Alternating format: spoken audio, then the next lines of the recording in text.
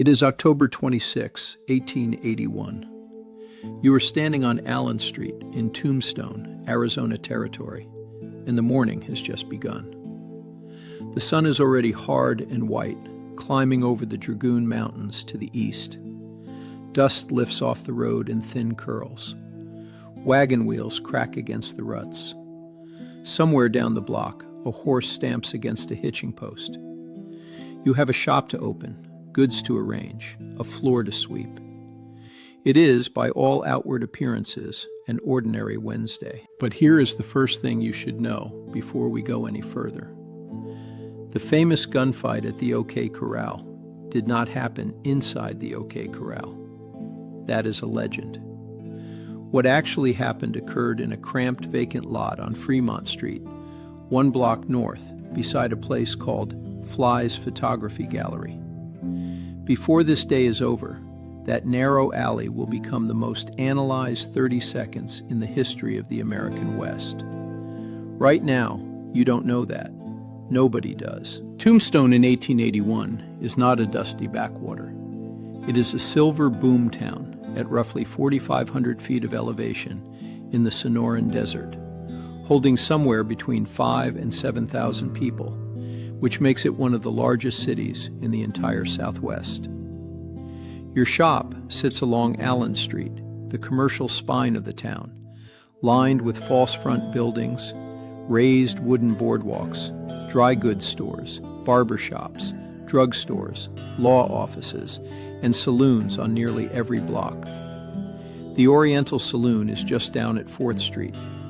The Birdcage Theater anchors the far end at 6th.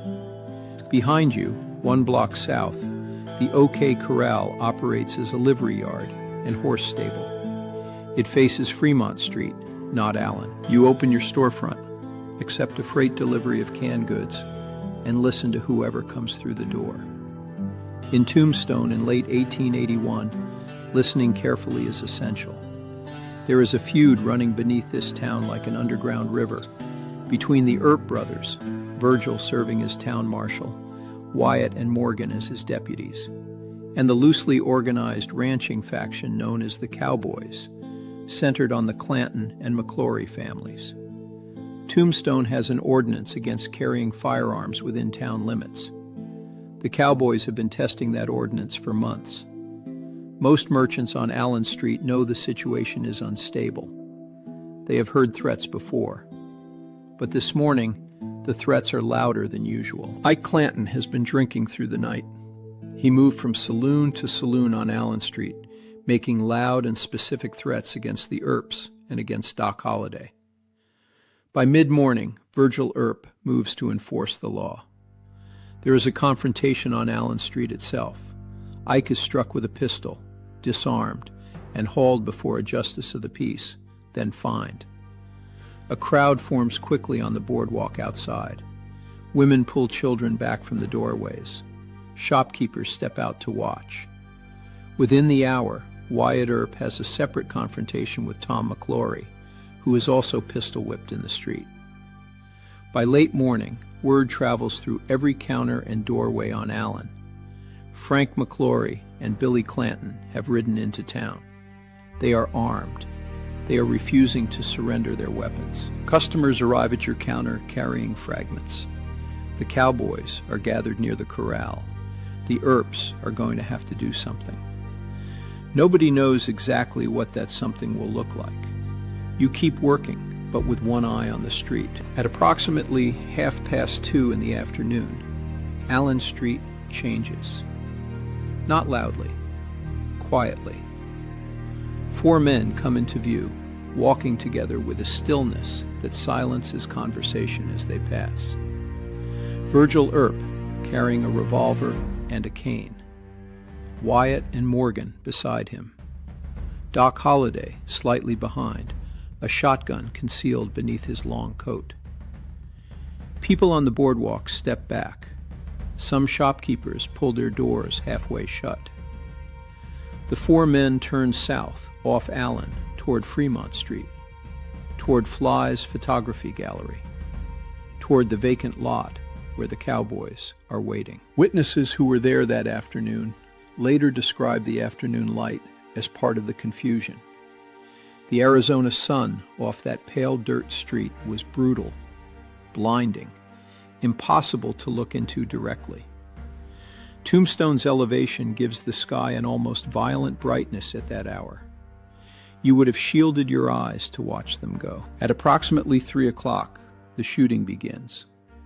From Allen Street, 30 seconds arrives as sound before sight. First, muffled shouting, then a rapid series of pistol cracks, and one heavy concussion from a shotgun, then near silence. Horses rear against their hitching posts. People in shops drop behind their counters.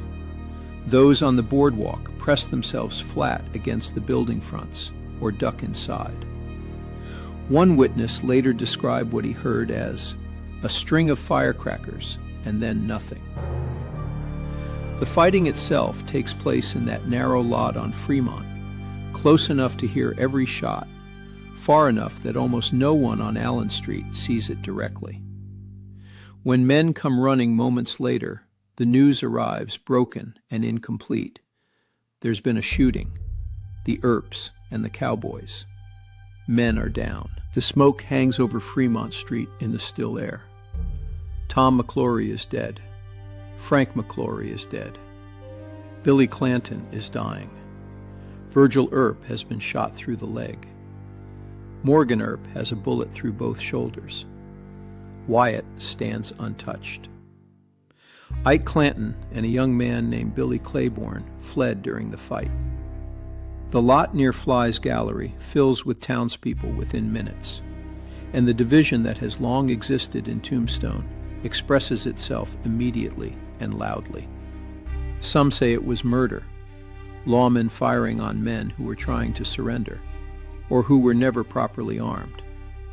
Others say the Cowboys drew first and earned what they received. Wyatt Earp walks back up to the sheriff's office on Allen Street. By nightfall, every saloon in town is having the same argument in a different voice. Here is what makes this remarkable from a historian's perspective. The myth-making machinery activates within hours, while the blood is still in the dirt. Tombstone's two rival newspapers each publish the same event as two entirely different stories. The Tombstone Epitaph, which backed the Earps, calls it justified law enforcement. The Tombstone Nugget, which leaned toward the Cowboys, calls it murder. Two accounts of the same 30 seconds, written the same day, pointing in opposite directions. That division never fully resolves. Historians still debate the core facts. Who fired the first shot? Was Tom McClory actually carrying a weapon? What exactly did Virgil say at the moment of confrontation? What is not disputed is that Wyatt Earp lived until 1929, 48 years past this afternoon, and spent much of that time shaping how the story would be remembered. The gunfight became the symbolic hinge of the entire American Western mythology. Civilization against chaos, the badge against the gun. And crucially, it was not an ending.